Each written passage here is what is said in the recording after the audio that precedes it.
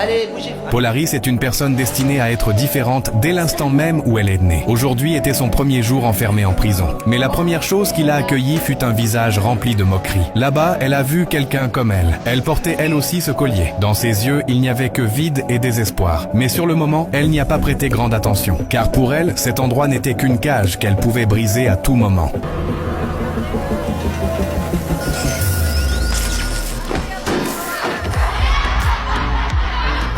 C'est alors qu'elle comprit que ce collier n'était pas un simple ornement, mais un dispositif spécialement conçu pour supprimer leur pouvoir. Cependant, elle n'abandonna pas pour autant. Pour sortir de là, elle chercha la fille qui portait le même collier qu'elle, espérant trouver un moyen d'unir leurs forces et de s'échapper ensemble. Qu'est-ce que tu sais à propos des colliers?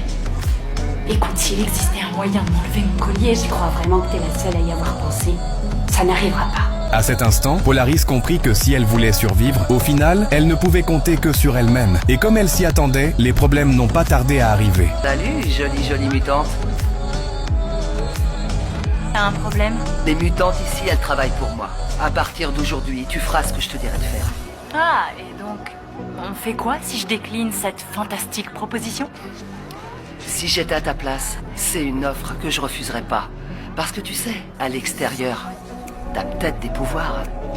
Mais ici, j'ai tous les pouvoirs. Polaris ne voulait pas se faire d'ennemis, mais pour elle, son silence est devenu une preuve de faiblesse. T'as pourtant l'air solide. Et t'es aussi en cloque, à ce qui paraît. Voyons voir ce qu'il a dans le ventre, ce petit bébé mutant.